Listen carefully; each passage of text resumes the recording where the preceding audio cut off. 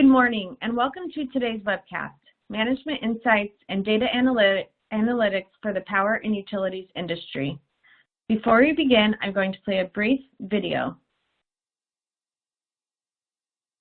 Welcome, and thanks for joining us. We're pleased to present another in our ongoing series of continuing professional education webcasts to help companies and individuals conquer challenges as they plan for what's next.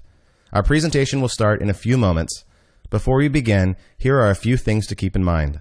You can customize how you both view our presentation and interact with the presenter. For better viewing, close all other applications and turn up your speaker volume. You can also adjust window size and placement or enter full screen mode using the controls at the top of the window or dragging the bottom right-hand corner to resize. At the bottom of your screen, you'll see a series of icons, each relating to a different aspect of our session. You can download the group attendance sheet and a PDF copy of today's slides from the slide deck and handouts widget to the right of the slide view. You can ask our presenter questions during the webcast by typing a question in the Q&A window below the slide view and clicking Submit. We'll do our best to answer all questions during the presentation or follow up via email. If you experience technical difficulty during today's presentation, refresh your browser by hitting the F5 key. Today's session will offer you 1 CPE credit. To receive credit, you must meet the requirements as specified by the National Association of State Boards of Accountancy. You must attend at least 50 minutes of the session and respond to at least 75% of the polling questions, which we'll ask throughout today's presentation. To respond to a poll, click the button next to your answer. We'll track your progress and alert you when you've earned CPE credit. You can then click the certificate icon in the CPE Progress widget to open a PDF file that you can save to your computer. Don't worry if you can't download your PDF certificate today. We'll email a copy to you in 2 weeks. If you're attending this webcast in a group, you must complete our attendance sheet to receive CPE credit. The attendance sheet is available in the slide deck and handouts widget. Please have all group members sign it and send only 1 sheet per group. Also note that CPE credit can be awarded only to participants registered as themselves and isn't available to participants who view the on-demand version. As a reminder, the presentation you're about to see isn't legal, investment, or accounting advice. We encourage you to seek the counsel of a professional service provider to apply this content to your specific circumstances.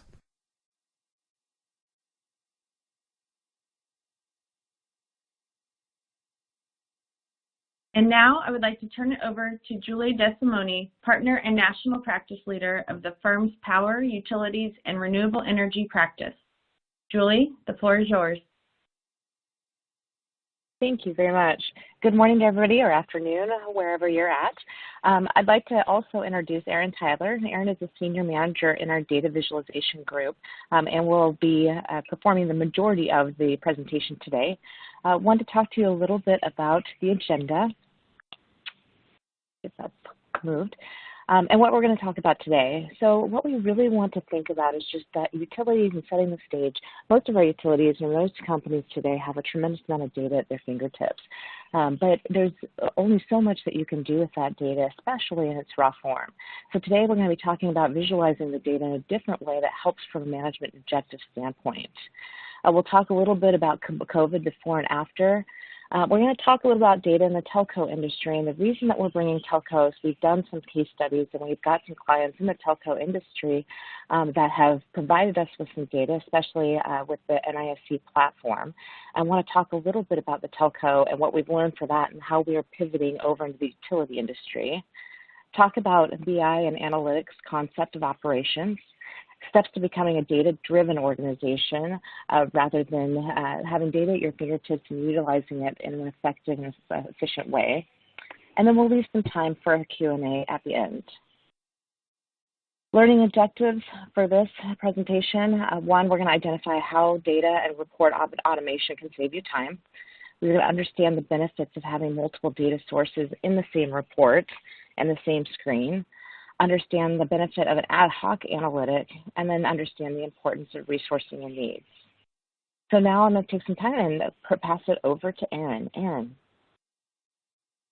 All right, thank you very much, Julie. And I'm going to advance us to the next slide, and we're going to talk a little bit about COVID to start, because it seems like everything kind of starts and ends with that this year. And we're talking specifically about how this pertains to data and how it changed a little bit of the fundamentals and why this is a good thing to take a look at. And we're going to omit the words, the new normal after that specific statement because that's not helpful. It doesn't help us move forward. We want to move forward and think about, what do we do now? And so if you think back to February, and that is rather difficult because what a crazy year this week has been seems to kind of be the theme of 2020. But if you think back to February and you needed a question answered, especially one that needed a quantitative reporting type of a process built for it, you could walk around the office and you could meet with people who could help you. You could see what different people were working on.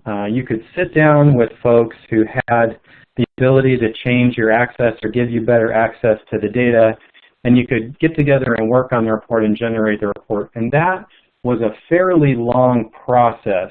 And when you add COVID to the mix, and we're saying this from the experience with our telco clients and some of our orchard clients that we worked for, where at some point, a lot of them are fairly well either back to work or they're just going into the lockdown for the first time right now. So a lot of them have for a large part, experienced portions of the staff being remote, or large portions, for that matter, of the staff being remote. So if you look at going to the same process in a COVID environment, how did it change the fundamentals? Well, now you have to find a way to get a hold of somebody, which is pretty straightforward, but then getting everybody on a call can be time-consuming. And then, finding a way to work around sharing the work back and forth as you go to different steps. We found that, and a lot of this has been resolved now, but we found that a lot of folks early on in COVID had a lot of difficulty getting access to the data from outside of their physical network. And again, that's been largely mitigated now, but that caused some time delays. And in the end, you end up with your report. And really the result here is that there has been a huge increase in the amount of time that is required. And so if we go back to before COVID, that was already a fairly time-consuming process in some regards. And we had a number of clients that had built some form of a small data warehouse or have built in some layer of automation. And what we found is that they had that benefit going into COVID of having one place to go look for the answer. They didn't get locked out of their data. A lot of the little pieces of pulling one spreadsheet here and one spreadsheet there and putting it together, that was done by the automation, and we'll cover more on that here in a little bit. But they benefited, they had an outside benefit from that, and that really allowed them to essentially keep working, in a way that was very efficient. And so a big benefit to automation there. And that brings us to our first polling question. So we'll have about 45 seconds to answer this. What is the biggest change that's going to be likely as you move to centralized data storage and automatic reporting? Is that going to be getting your own copy of it? Is that going to be a reduction in the time spent looking for information? Is that only one person has to go to the office? I'll give you a few seconds to click through this one.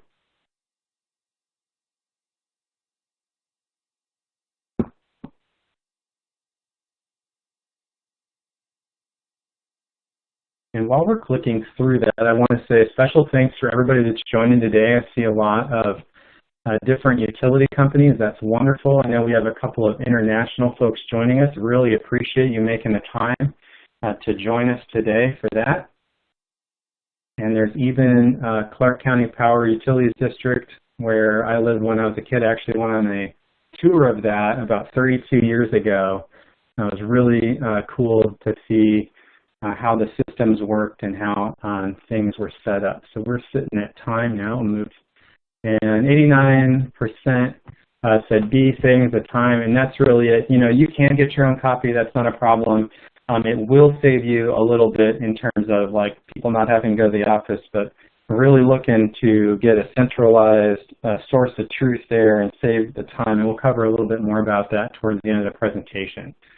So now, like Julie had mentioned, we're going to talk a little bit about our experience with the telco industry And this isn't going to be exactly the same as power utilities, but it is very similar in a lot of regards. They're doing network build-outs and network monitoring. They have a lot of competitive pressure now that they're feeling for the very first time. And in some cases, they even use the same enterprise resource programs or ERPs.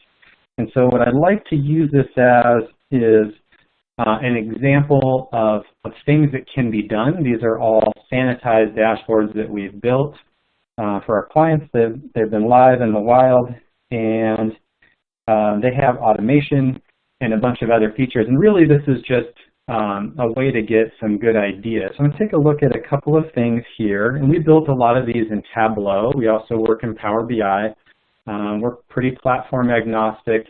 And I'll cover a little bit more about why we built them in Tableau here in a second. But the goal when we first came into this was just to give people a better look at their finance data. And what we found in meeting with our clients was that they really wanted a lot of other information also. And so in the end, the goal became to get all of their data together and get it to them quickly. And we had one client who said she had this thing called her big ugly spreadsheet, and she had tabs for, you know, every different one of these type of categories, and she'd have to go pull that information from, I think she's an NISC customer, and insert it into the thing, and there were some cut and paste errors, and it took her as the general manager 8 or 12 hours a week. And so the first, you know, goal with that installation was to reduce that and automate that process and give her that curated data. And there's the real reason that you want to get all these different sources together on one sheet is because it gives you better context. And so there's two kinds of context that I'm going to show you right now. And one of those is the context of being able to see things in a time series. So this is our finance demo board. And what you can see here is a rolling 12 months and then an annual comparison for assets and liabilities. And again, this is just a demo board. The lives are a little bit more complicated than this in most cases, but it gives you that context of being able to see a much broader span of time. So if you go and you download information out of your ERP system, it's going to give you kind of a now shot or a really discrete window. And in this, the window is adjustable. It gives you that ability to see trends right away. And so that's part of the context. And the next part of the context as we move to the plant dashboard is an interactive context or maybe an effect context. And so in the plant board, plant spend and plant-related expenses and trailing plant spend, those are all from the general ledger also, but average customers per square mile comes from government data. We pull that from census tracts that our clients are servicing. Total fiber miles is from a spreadsheet. Location served is either going to be from your customer database or from your billing database. So it really gives you that ability to bring in that interactive context and see how maybe things affect each other or at least see them all together. All right, so that kind of goes back to saving a little bit of time, but it also makes the data more meaningful. And so it's not just about pretty pictures. It's about seeing the effect that things have on each other. Now we're going to skip out of context for just a second into KPIs. And so this is an example of one of many KPI boards that we've built. And again, this is, hey, take some ideas, things you like, things you don't like away from this. This client ordered a bunch of finance KPIs, and that was great. We did a build out on that, and that was a lot of fun. To get to look at all these different ratios and all the different ways that the client wanted to see it. And that really brought us to this realization that KPIs can be whatever you want them to be.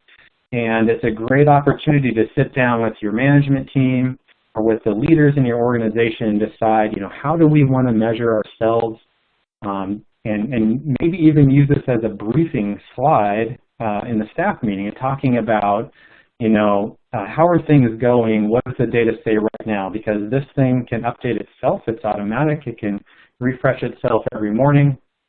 You can also subscribe to different slides or different dashboards in Tableau or Power BI, and they can email themselves to you every morning, so you kind of have that PDF copy of it.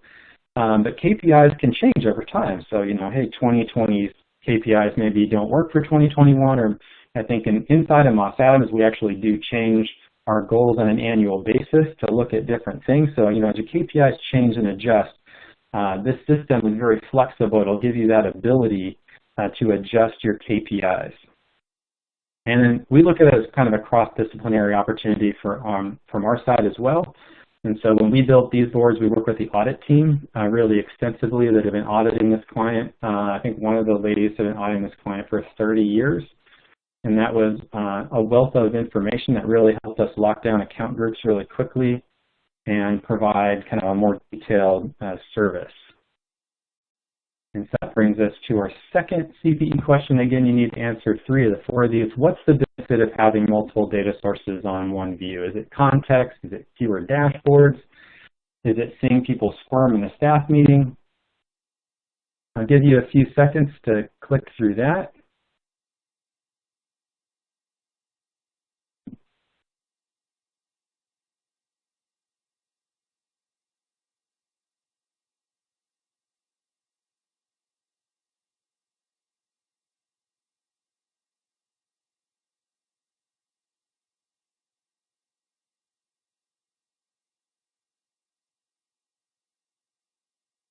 And we're almost fully complete on the second question.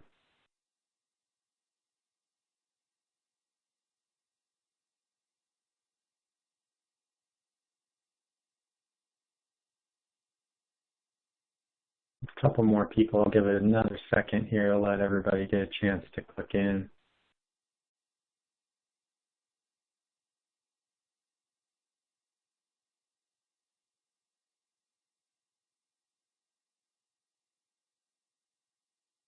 All right.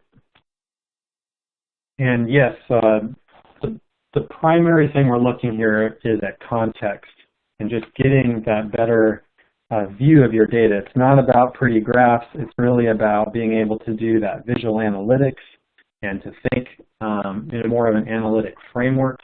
You may have fewer dashboards, but typically when you build a dashboard, you don't throw the old one away. You keep it because it taught you something or it had connections to something you may want to use later. I think it's hilarious that somebody put seeing people squirm in a staff meeting, and if you're briefing off a KPIs board, it is going to be uncomfortable at first until everybody gets used to it.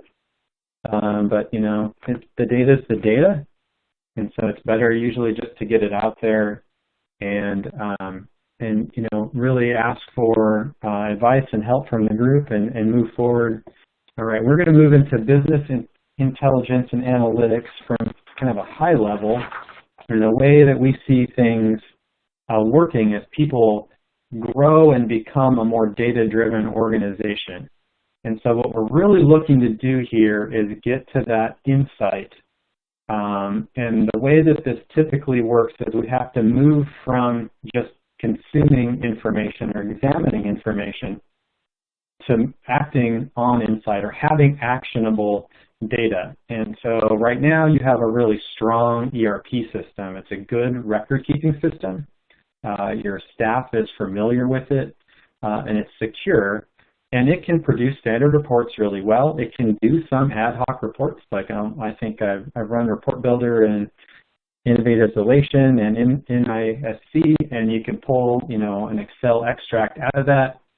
If you know some really specific tools in there, you can do a drill down query. It can be very time consuming to set that up, especially on the SQL side of things. And they can handle alerts, but what we're trying to do is move from just examining those small pieces of information to seeing a bigger picture or the entire picture and move to an analytics framework. So that'll give you that ability again to see those trends and outliers, to see correlation, to see how things interact with each other. It'll give you a better way to do forecasting and budgeting. And as you really strengthen your analytics capabilities, it enables you to start doing other kinds of modeling analytics. You can do predictive analytics, whether that's on demand or decision-making analytics, Monte Carlo simulations, stuff like that. And that can really help you make really key decisions quickly. And you can do some optimization analytics. We did some inventory optimization analytics with one of our orchard clients. That was really neat. And as the company goes from this process of just absorbing reporting to an analytics framework, the company is going to grow a little bit and people are going to start to ask new questions. And so one of the things that we discovered was if we came in and we gave you, like 6 standard dashboards that answered 24 questions, the next day or the day after that, you'd have those 24 questions answered. You're going to have 12 new questions, and that's excellent. That's understanding the information you're seeing more quickly and having the time to ask new and better questions. And that kind of gets us to how data-driven organization functions. And so again, it starts with that great data infrastructure. You're already paying for that. You already have that. So it's about getting the most value out of it. And so the first step is to curate the information and make sure that it's quality information. There's a lot of stuff in your system. You don't need all of it necessarily to do an analytics project. And so what we do when we do a Power BI or Tableau dashboard creation is that you have to create a teeny little data warehouse to support it. It's actually what drives the dashboard. It's just a file inside of both of those systems, whether it's a Hyper or a Power Query file. But that data is pre-curated, so it's going to set the timelines, it's going to set census tracts and lat longs and units of measure and currencies and all that other fun stuff. So it can do that. And because you have that source, now you have the ability to make evidence-based decisions and take evidence-based actions. And one of the examples that I gave a moment ago was to brief off of a KPI slide or KPI dashboard. And once people get used to that, then the next step is that intelligent insights. And the way it typically works, like I said a moment ago, is that if I give you 24 answers today, you're going to have 12 new questions tomorrow. And that's perfect. That's that aha moment of seeing, like, well, why is this way? Or is this data wrong? And questioning the data, questioning the answer. And it's really pulling that thread into how that situation that you're seeing the data of developed. And as people get used to those insights and then turn back to more data to make more decisions, that's when a company arrives at a data culture. And that's really powerful. And when we talk about how the system itself works, again, the goal is to give numbers better context and to make it quick and clear and a consistent process, take kind of the human error aspect out of it. But when we build a dashboard, again, there's that little collection transformation layer that exists in there, and it creates a little mini data warehouse essentially. And the way it works is that it talks to different pieces of the ERP system or your Salesforce or customer service system, fleet management. I can talk to your spreadsheets if you have really good spreadsheets that you want to incorporate as a data source. And what it allows you to do is produce that dashboard. And of course, the dashboard is the deliverable in a sense, the primary focus. But the benefit of doing this process really is that that collection and transformation layer exists. And it has more capabilities than just that first dashboard. And so, what we found with a lot of our telco clients is that we go and install a dashboard and we come back later and talk to them. What we found is that the dashboard answered the questions that they had then, and it's still in use a lot of times, but they come up with questions that exist outside of that. Like, we want to see what this is doing this week, or we want to see who's on PTO or who's on overtime this week, and so they create another dashboard. And so that collection transformation layer, that little Tableau Hyper file or that Power Query file, it can power other dashboards. And so it leads to broader use and broader adoption of data. And then the other thing is just, when you think about that, what it's essentially allowing is it's allowing questions in the future to be answered with existing data. And so as questions arise, we install a lot of stuff in 2019, and when COVID hit, the questions that were being asked were a little different. And because that data already existed and people already had access to it, they're able to quickly ask those questions.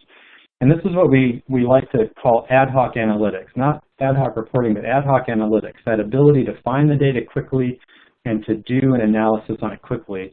And we kind of focused on Tableau with a lot of our clients for this purpose, because Tableau is easy to learn.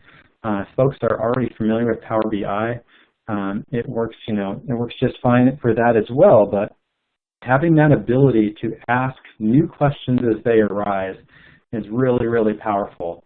And we're really pleased to see the change that it's created in our companies. And that's going to lead us to the third question, which is, what is not a benefit of ad hoc analytics? And so give it about 45 seconds to look at this.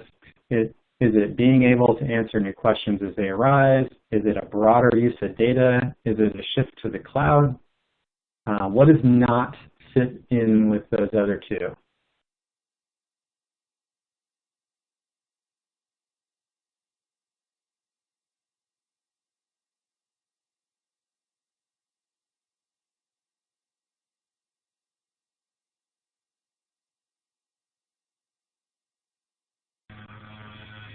And I'm going to go ahead and apologize now. We're having yard maintenance day in my neighborhood, apparently, so that is, in fact, a leaf blower in the background. But hopefully I haven't lost you to the Facebook land, and you'll be able to click through the CPE question pretty quickly here. And as we're sitting through this presentation and you're coming up with ideas or questions, don't be afraid to drop those in the Q&A box as well. We're going to have plenty of time for question and answers at the end of this. And I'm happy to also chat with anybody offline afterwards. Looks like we have everybody now. So I click into the next thing here. That's great. So the shift to the cloud is really the one thing that didn't sit there. Now you can move to the cloud as you do this, and if you buy a Tableau license, part of it is that you have a cloud repository for your data. But with the real benefits of ad hoc analytics, again, is that as new questions arise, you can answer those, and that leads to a broader use of data. All right, we're going to talk about becoming a data-driven organization in 1.85 million easy steps. This is kind of a joke, but it does feel that way, when you're starting that process. You're just thinking, man, that's a ton of things to do, and it's a little bit difficult to get going if you haven't already started down that process. So what I'm going to show is a 1, 2, 3, but it's really different perspectives on kind of the same solution here, which is that you need to get started, and you need to get started now. And the first thing to remember is that the organization itself has to have the will to change. And a lot of times this starts with a leader in the organization or a key person in the organization having that desire to change and wanting to make that commitment. And where it really grows is when you sell the team on and you get a broad-based buy-in.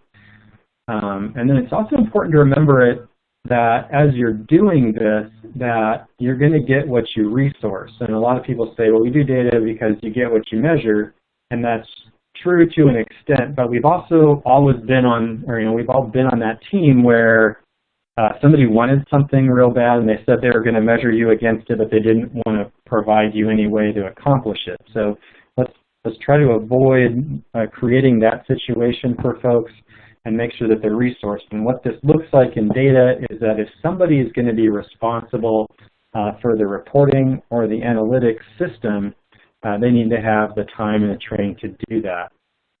And it's not going to be perfect as you start out. It is a process that actually leads really nicely into the second perspective, which is remember that it's a journey. It's not going to be perfect.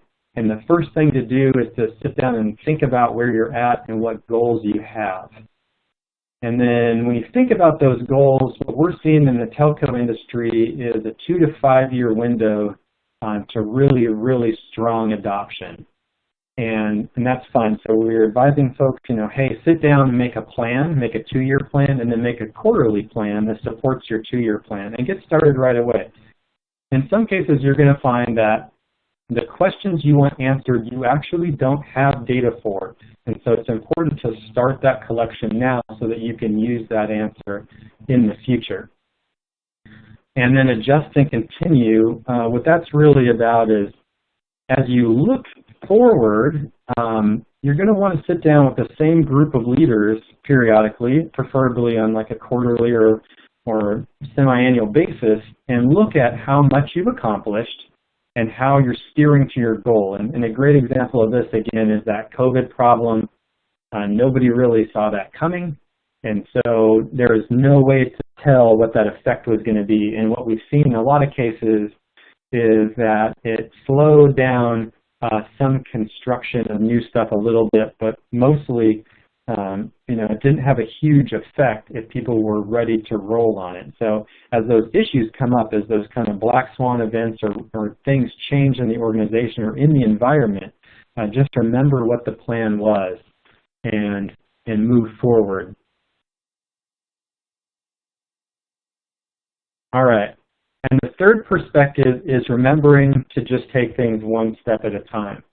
All right. You don't need everything necessarily right now, and you want to really focus on getting that base, that fundamental built.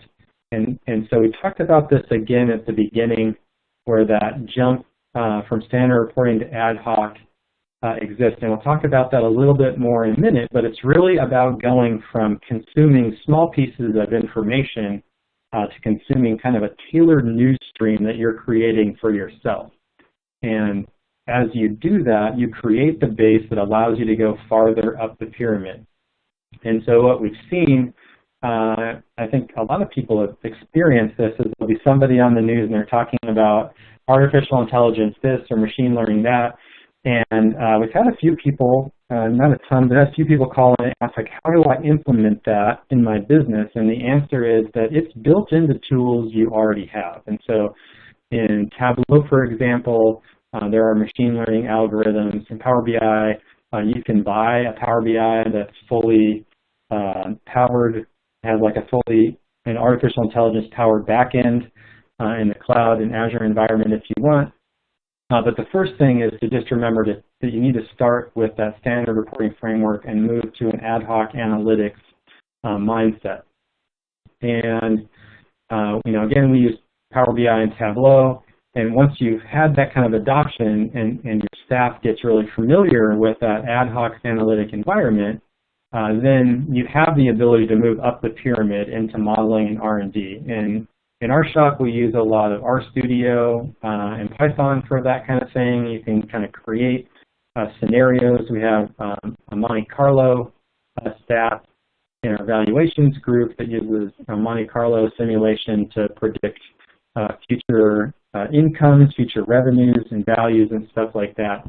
So you can get to those modeling and R&D questions once you've built that really solid base. And then just thinking about it in the standpoint of incremental improvement. So when you have that situation where you have six dashboards and answer 24 questions or whatever, the next day you have 12 new questions, that's perfect. And so the way you just make those incremental improvements, of course, is to take one of those things that's the most important to you right now and build out a solution for it. And whether that's adding a filter to a dashboard, whether that's building a new dashboard or a new line of analytics or looking for a new data source, just keep methodically making that step forward. All right, and that brings us to our fourth CPE question. And again, you need to answer 3 of the 4. And it's, you get what you blink and you blink, you get what you want and now, you get what you measure in resource, you get what you need and you want.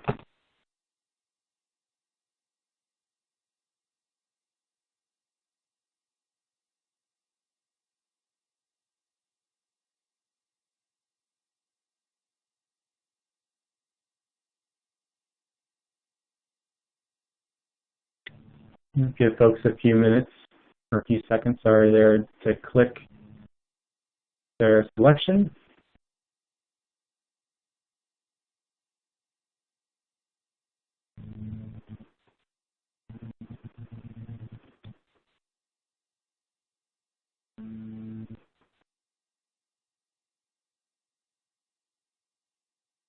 And as you're coming up with questions, please put them in the Q&A. I see a few in there already.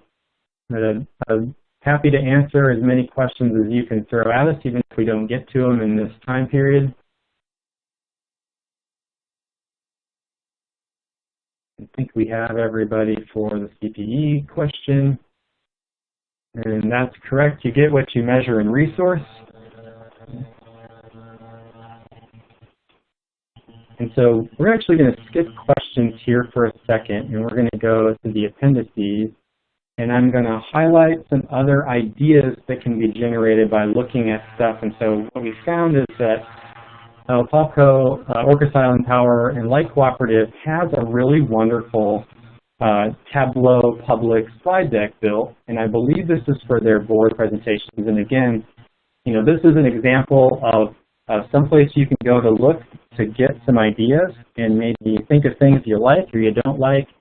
And I'll just take a look at a few of these as we go through. I just picked a few out because they were interesting. So you look at revenue distribution by rate group, and you're able to see this in terms of a year over year, but you're also able to see that, you know, Tableau or Power BI can give you that table data as well. We work with a lot of staff that still really want to see literally the numbers and the percentages. That's fine. We can support that. That's an interesting slide. Here's some disconnects in terms of how the disconnect flow works. This is really interesting. You can actually see in the 2020 that as we entered COVID lockdown land, disconnect, we kind of stopped doing those. And you can kind of see how it flows from the 45-day to the 60-day, and then who actually gets disconnected. It's a really neat slide. Service additions is interesting because, you know, I'm not 100% sure whether that's about people turning power on to their cottages or whether that's new construction. I want to believe it's new construction. You can kind of see that they have it broken down by district. So your enterprise resource program has a lot of really neat things in it that are kind of hard to get out in terms of like bringing that special context. In a lot of cases in telco, we have exchanges and we have towns in some cases. It really depends on how they have the company set up. And in some places, they have one back office managing several companies. And what you can do is you can use those little markers in the ERP to break those things up. So you can look at them all together, and then you can click through them and see just certain districts, certain towns, certain substations, I think would be probably really applicable here. Here's margin per kilowatt hour. This is really neat. In telco, they call it ARPU, average revenue per user, but a very similar concept, and this is by, you know, the whole company, and that's really important. But in a lot of cases, as I was mentioning a moment ago, you can back into that in terms of a smaller unit, whether it's a town or a district or a substation, and that can be really helpful as well. And then the last one is outage duration service line minutes, which is really cool because it has the different things that triggered that outage. And I think the important thing to think about this here is, you know, they had to create this data. And if it didn't exist in the ERP, and it may have, but if it didn't exist in the ERP, that means that somebody sat down and kept track of it for a long time. And so one of the benefits of doing one of these really flexible systems is that you can bring that data in. If you have, you know, legacy spreadsheet or a CSV file or, you know, an IBM DB2 server from way back in the day, you know, that's still a valid data source. You can still use this. And if you look at this data, it goes back 40, 50 years. It goes all the way back to 1970s. That's really cool. And I'm going to go back to the questions now, and we will have plenty of time for questions. So if you have questions, as questions are coming up, I'll put them in there, and I'll run through the questions we have right now. And so the first question is, what's the difference between building something like this, like the Tableau environment or the Power BI environment, and a pre-made product like Mosaic that NIST has? And I would say that the number one difference is the flexibility. So Mosaic is really good at what it does. But it's kind of an all or nothing, and what it can see is pretty much entirely within NIST. And so if you have Oracle or SAP or Elation or one of the other ERP systems or Microsoft Dynamics, there's always a little bit of visualization. There's always a little bit of reporting that comes with that. In the case of Mosaic, that's an add-on.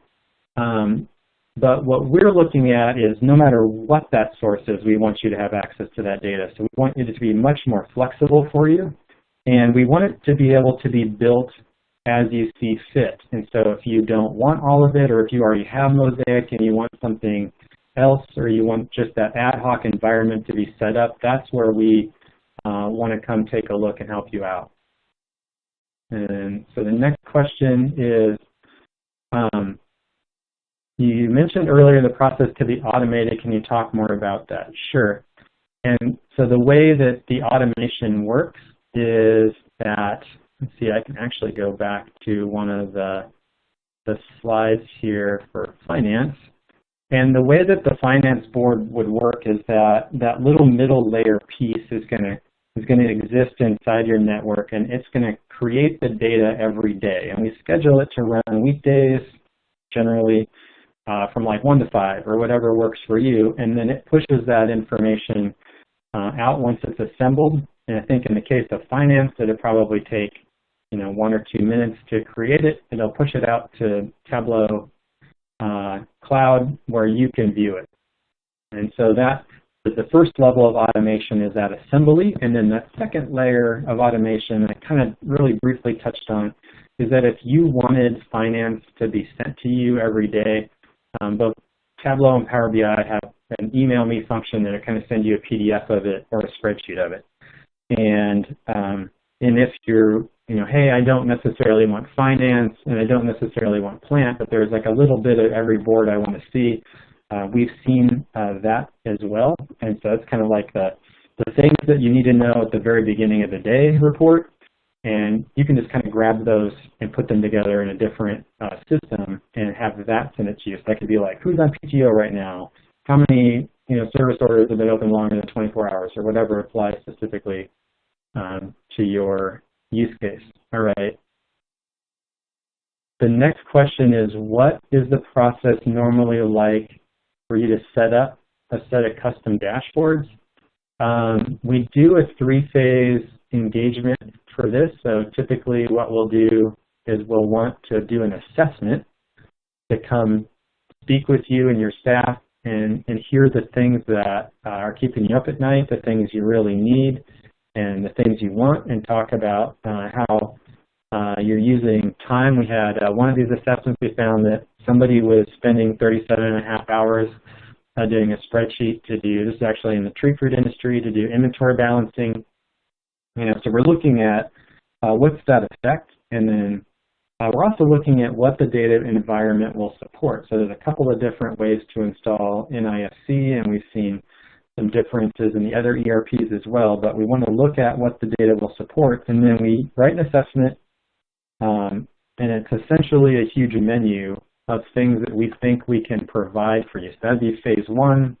Phase 2 would be building that, and then phase 3 would be moving into a maintenance status where we can do time and materials to help you support the maintenance of it, or we can help train your staff if they want to take over full ownership of it.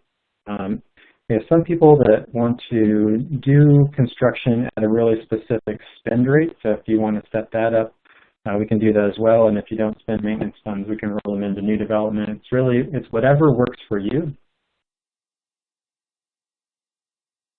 And the next question I'm seeing is, can I control access to certain reports so that only one department can see them? And the answer is yes. And there's a couple of different ways to do that, and both systems handle it differently, but they both allow it. So for Tableau, if you didn't want people, for example, to see the finance board who weren't in accounting, you essentially just, there's a checkbox and you unallow them. And so their login wouldn't have permission to see finance. Power BI handles it a little bit differently. And this is kind of getting into the weeds a little bit, but for Power BI, it wouldn't allow you to call that data from the system. So you could see the finance board, but any of the modules that you weren't supposed to see would be blank or missing. So you can do that, and there's a bunch of different security around that, and that kind of leads to what looks like the next question, which is how does security on this system work? there's a couple of different pieces of security here that are really important. And one is that the system exists within your on-premises server. So if we were going to do a construction like this for you, we would have you ideally set up a virtual machine in your Windows server, and then we can use a secure VPN to connect to it. It does the work, and it has the Tableau license, so theoretically that limits the number of really expensive licenses you need to buy to just that one. And then from there, it's going to send that data out to Tableau Online, which exists in a special instance of AWS. And so you have all of the R&D of AWS and Tableau keeping that stuff secure. And they teach a class on this every year at Tableau Conference for about an hour and a half or 2 hours, but essentially they spend a lot of time and money making sure that if you wanted to store patient-level data in there, you would be fine. And there's different ways that you can control access, whether you want two-factor authentication or whatever, but you can do that in a very secure manner. And the cool thing, I guess, from a certain perspective is that this all exists outside your ERP, so it's going to call your system. It doesn't have write authority to your database, so it's not going to change the ERP system. It's just going to read what's already there, and it's going to forward it, onto the different steps. And if there are any other questions, please throw those in there. Erin, I've got a question for you. So how is, sure. Oh, sorry. So yeah, as you're going through this process too, I think one of the most important things too is to validate the data. So I think one of the important points is because it lays on top of the system and does not change the data, once you've set up your data sets, we do quite a bit of data validation to make sure that it's correct coming through the dashboards, correct? Yes, and that's part of when we build a system, we would schedule 2 user testing cycles to make sure that we get that correct. But like in finance, for example, getting that chart of accounts correct is really important. And we'll work with the staff on that, and it's kind of difficult to see maybe in the expenses and in the revenue a little bit. There's different shades of color, and those are each different account groups. And so one of the things we wanted to do is reflect that the way you want it reflected. And some ERPs have a better way to do that than others, and sometimes we just completely scrap it and start over. But we'll definitely test that with you to make sure that it's correct. And then, if things change during the day, the system's going to update itself in the morning. You can hit refresh in the corner of the window in Tableau, and it'll recall the entire system and refresh the data, so you can get up to the minute things if you're looking at like line drops, line adds, or if you're doing accounting work and you want to refresh the accounts. Does that answer the question? Yeah, absolutely. And I think when I think about this for utility companies, I mean, again, like I said before, there's a tremendous amount of data at our fingertips, and I'm not sure we're utilizing all the data that we have to the best extent. And where I think this could be, what's great about it is what we found is the more you get into your data and the more you start populating these dashboards, when a business issue does come up, when something happens, you can quickly set some dashboards to find the information that you need to make good business decisions. For example, when we've seen some clients that have had some problems with, billings and collections and line loss and, are we capturing all the kilowatts in the right way? Well, that's very, very difficult. You can see it at the very top line if you're looking at an average line loss per year. But where it really gets meaningful is when you can look down at the either transformer or the transformer levels or the feeder levels, or looking down into that data and getting solid information to see where is that information off, what's happening with it. So when Erin said that whatever keeps you up at night, if the data is there, you can get something to help you see that data in a much more holistic way.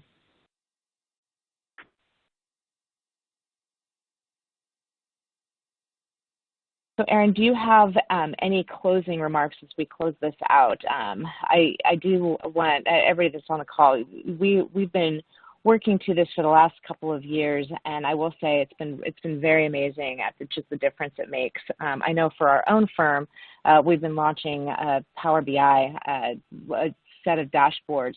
That's all we go to now, where we don't have to look. I know we're a bunch of accountants, but we're not really looking at the spreadsheets anymore. Where we're looking at these graphs, and every day we seem to have one that makes the data more meaningful to us. So I would encourage, as things go forward, I think this is a great way for all of our utilities, all the utilities out there, to think about this and think about looking at your data in a different way. Aaron, do you want to make some closing remarks as well? Sure. I'd just say that, I hope we were able to give you some neat ideas, and, a lot of these things are not exactly how they'd look if we built them for you, and that's kind of the beauty of working with Tableau or Power BI. We get to create things that are wholly customizable to you, and, those are evolutionary products, so that, once they're out there, they're not done. They're going to change as things change and needs change. They're able to grow with you at the pace that you want them to. And I think if you have any questions that you didn't get to answer, don't be afraid to reach out to me and give me a shout. And don't be afraid to reach out to Julie. I'd be happy to hear from you. Well, thank you, Aaron, very much for your time today, and thank you for everybody on the phone call or on the webinar for your time. And again, as Aaron said, we'd be happy to chat with you about this. And also, remember your community. There's a lot of utilities and different organizations that are making some very effective dashboards. So get out there and take a look at what's available on the public. And Amy, I'm going to pass it back to you. All right, thank you, Julie, and thank you, Aaron, for a great presentation today. As a reminder, if you attended today's presentation in a group and would like to receive CPE credit, you must complete the group attendance sheet found in the slide deck and handouts window to the right of the slide view. If you participated as an individual and met all certification requirements, your certificate is available to download now in the CPE progress window to the right of the slide view. I'll keep the webcast console open for a few minutes to give you time to download your certificate. A copy will be emailed within 3 weeks should you have any difficulty downloading it now. And here is a link to an online survey where you can provide feedback for today's presentation. Please take a moment to complete this survey, as your feedback is very important to us. Thank you for joining us. We hope you'll join us again next time.